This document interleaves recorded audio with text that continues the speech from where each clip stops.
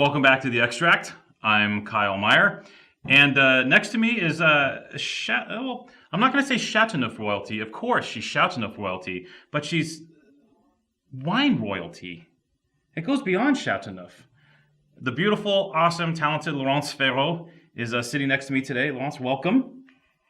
Thank you, Kyle. Yeah. I'm very happy to be here. Yeah, this is awesome, you guys, because my experience with the wines of Domaine Pegau started really early on. I cut my teeth on the wines from the late '80s and early '90s, and was smitten and a huge fan ever since then.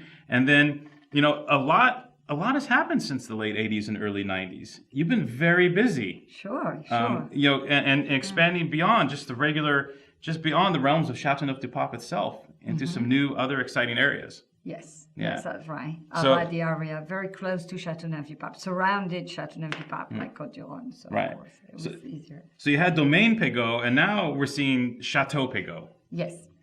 So what is Chateau Pegau? So we created the domain in 1987, Domaine de Pégau with my father, with only 5 hectares. We started.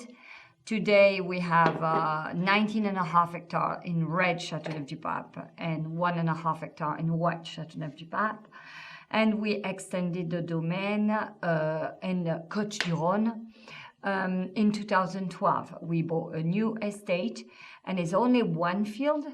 And this one field is divided in 3 different quality level of wine.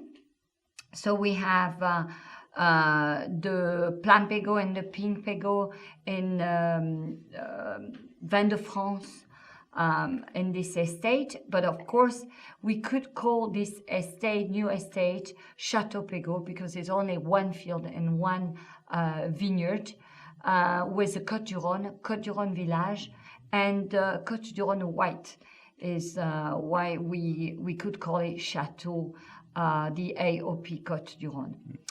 Then we produce this white wine with mostly Clairette, Beaujolais, Grenache White, and Uni Blanc, the only one type of grapes we can use in the Côte-du-Rhône.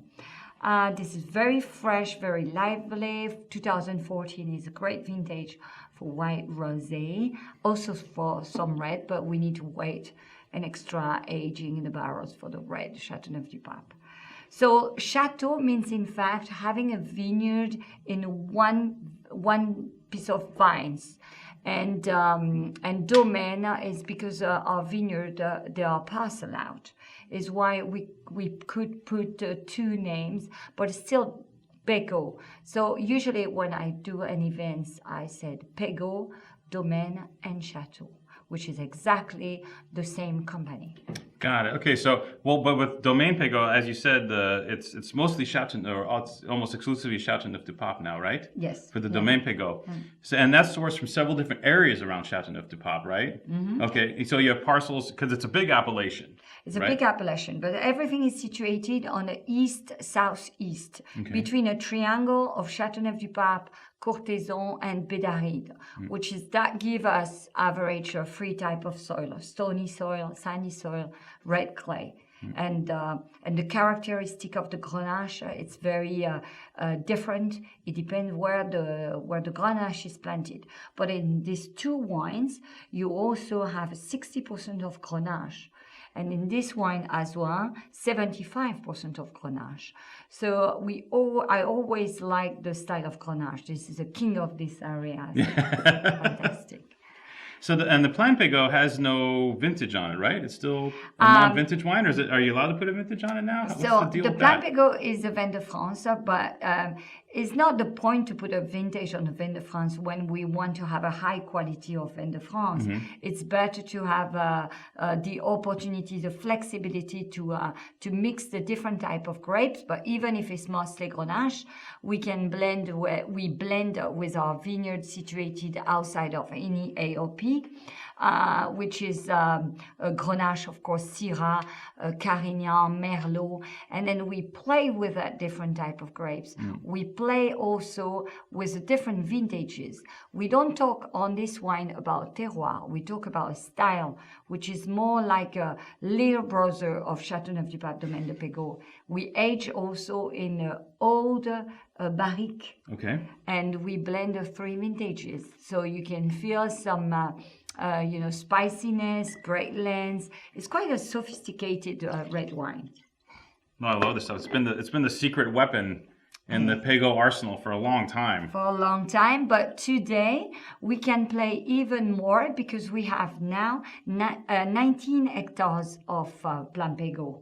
So, it's even better. Few of them, they are situated north, south, west, and east. So we are really surrounded Châteauneuf-du-Pape with a Plan Pegau, which is very interesting. Oh, God. And the parcels are kind of like just outside the Appalachian type Exactly, deal? Yeah. yes. In fact, we can have, on the south, we have Châteauneuf-du-Pape, and 5 kilometers south of Châteauneuf-du-Pape, we have the Côte du Rhône Maclura, which is more important. The Maclura is our new brand for the Rhône. And we have also a Sétier, which is the Côte du Rhône village.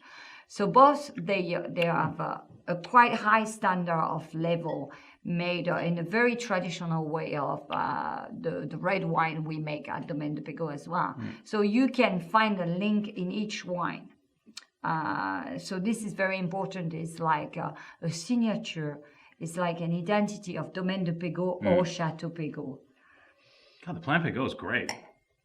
This is particularly, I'm really happy with this bottling. Yeah. Tasty. So we have Châteauneuf-du-Pape. Sometimes we have Côte du Rhône, and we jump a little lower on the Vin de France. Yeah. So this is interesting. And sometimes from Châteauneuf-du-Pape, we just pass a little slopes, and we have a Vin de France. So it's quite complicated in all the different AOP or non-AOP. It's all about the borders, and these borders are just kind of, are they kind of random? Like just where the cutoff was? Like in Cortizon, when you talk about some of these producers, it's just like, there's this imaginary line running right through. Exactly, but it's a line, this line was made in 1926. And by Le Baron Leroy de Boisseau-Marié, who installed the regulation of Châteauneuf-du-Pape, which is one of the most, I could say, strict and the most interesting as well, because since so many years we follow the same rules, and the Châteauneuf-du-Pape could be very different. There's 280 winemakers. There's many possibilities with 13 type of grapes, with 4 type of terroir, and with a different winemaking process, different aging. This is fantastic. It's why Domaine de Pégau has its identity. Right. But now you pick Châteauneuf-du-Pape. I selected because in that period of Châteauneuf-du-Pape became very famous by wine critics. They love Châteauneuf-du-Pape. Thanks. Well, there's a reason why. Harpy. Thanks, Harpy. And the thing is in fact, since that period, many wine importer, and especially my wine importer, handpicked selections, he asked me if I could select for himself a few appellations in the Rhône. Because it was difficult at that time to find a very good wine still available on the market. Then this wine producer is a friend for a long time. He works the same way as Pegau. I mean, it's a very traditional winemaking process. Aged in old oak. He has a little more of Mourvèdre than Pegau, which is in fact quite has an impact on the wine. He has Grenache, Syrah, but he has 15% Mourvèdre, which in fact over than 10%, you can feel a wine a little bit more tight, with some more leather taste and even more older style, I think. And I like it. With a nice acidity, gives the spine of the wine and a great length and spiciness, of course. So the Selection is sourced from one producer It's that you have a good only- relationship yes, with, yes, and that's yes. aged the same way as the other Pegau wines. Exactly. It's Yeah. always 2 years in a large cask, and I wanted to introduce another Chateauneuf du Pape. I didn't want the opposite to mine because even for myself it was probably difficult to say yes, I like this wine. Right. So I would prefer, in fact, to pick up the wine I really like. And finally, I have to ask, how's the white wine made? Is that also is it stainless steel or wood barrels as well? Or The white wine is 4 type of grapes, as I said. It's a stainless steel. Yeah. But we have like a more modern method style. We press the 4 different type of grapes together. We cool it down, we rack, and we start the winemaking process on a clean juice with natural yeast. All the wine we work with natural yeast. yeah. And the white wine is the winemaking process on the cooler temperature, means between 14 to 16 degrees Celsius, is average for 1 month. So it's very slow. We keep that freshness and flavor, and it's why it's quite crispy and Beautiful wine. And like the rest of the range, it tastes like the area. I mean, these are true terroir wines.